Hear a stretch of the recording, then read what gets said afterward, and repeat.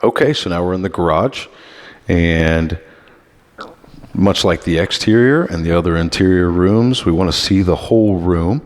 So snap, take a picture there. Snap, take a picture there. I want to see what's on that ceiling too. So let's get a good look at that. Snap, take a picture there. And then come over to the other side, take pictures. Snap, snap, snap, like that. Come on over here. Snap. Snap.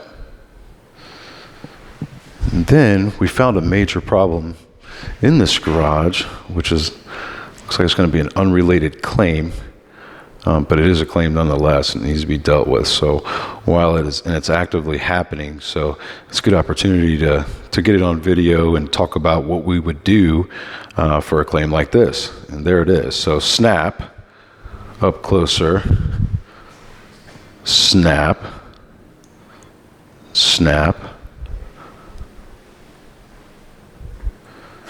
and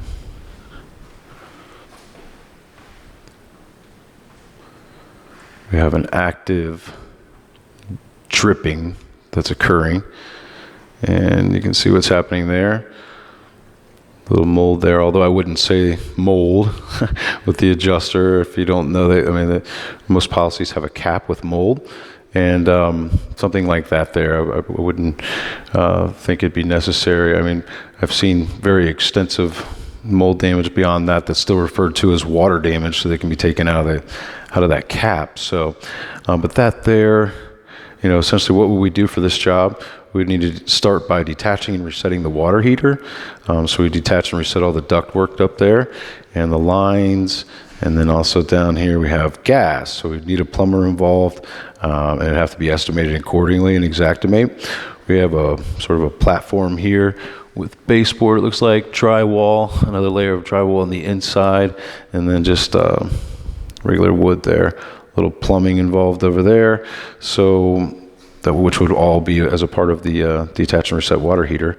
So we would need to tear this open. You get the water heater out, open that up, and see what's inside, but I would just venture to guess that it's probably a little bit of drywall removal and replacement, that wood remove and replace, probably the drywall out here, and the baseboard probably just detach and reset, but although it could be wet right in there from where it kind of dripped off there. So there's that. And then so open up the sheetrock here, and then it depends on how you would want to write an estimate like this, and depends on what your organization does, because this estimate could actually be split up into two separate estimates, one for mitigation, dry out, if you will. So think Serve Pro or Rainbow International, one of those companies. The dry out portion of the job, and then the reconstruction, the rebuild, the repair, if you will. So the mitigation is taken out of a separate category in Xactimate, which generally pays higher, and it has other benefits of using those items that you wouldn't have with just a regular remove and replace sheetrock. So instead of remove and replace drywall, it would be tear out wet drywall, bag for disposal. And then you have, during business hours and after business hours. And during business hours is 9 a.m. through 5 p.m. Monday through Friday. Any time before or after those times, including travel time, is considered after hours when you're in the mitigation category. There's no kind of premium like that, and just the standard reconstruction side of it, remove and replace drywall, you won't see after hours and things like that. So it could be advantageous to split it up into two, and do two estimates separate. And it just depends on what you do there, and it's different for every claim. I would say give me a call. We'll talk about that for your job. So I mean, it could be just removing. You could make it all into one estimate, but still add in mitigation items into the estimate. And sometimes if you do that, the adjuster will ask you if you could split it apart, and like Liberty Mutual, they have their own mitigation departments. So we can get into those subjects into some of the other videos. But open up the drywall. It's pretty dry in here.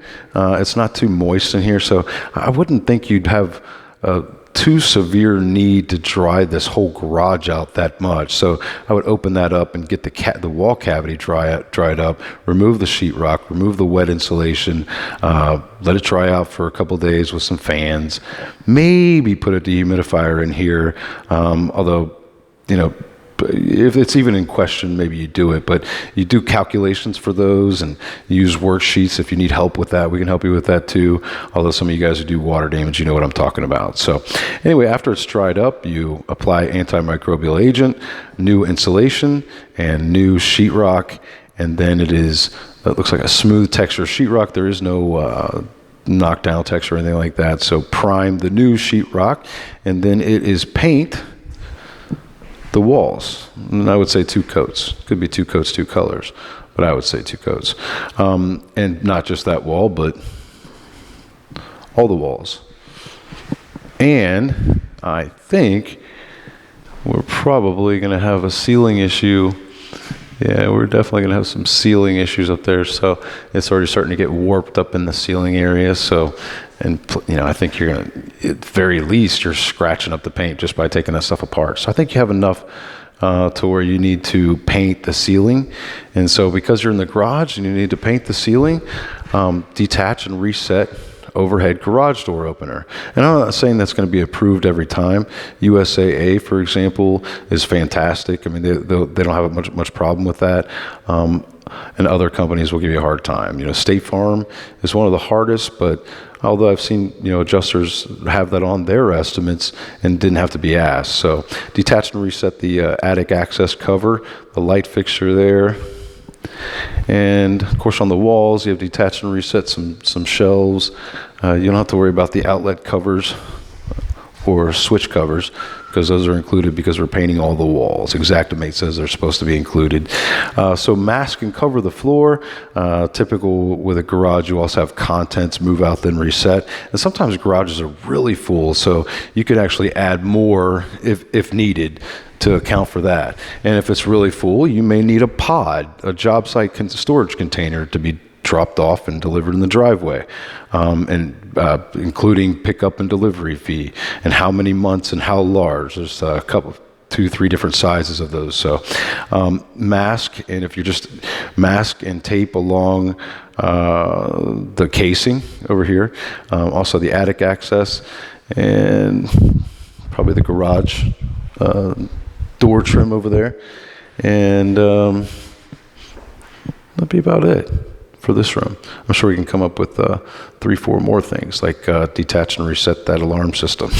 I'm sure we can come up with some more the longer we stay here, but I think that's about it in a nutshell for the garage here.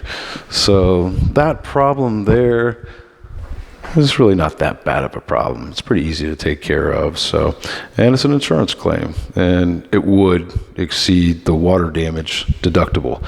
So, I mean, it's probably going to be $500 or $1,000 flat fee for that kind of a claim, versus some of the hailstorm type claims are a lot of times 1% or even 2%, sometimes even more, as a lot of you guys know. So anyway, I hope this helped, and that will conclude the garage. On to the next area. Keep winning.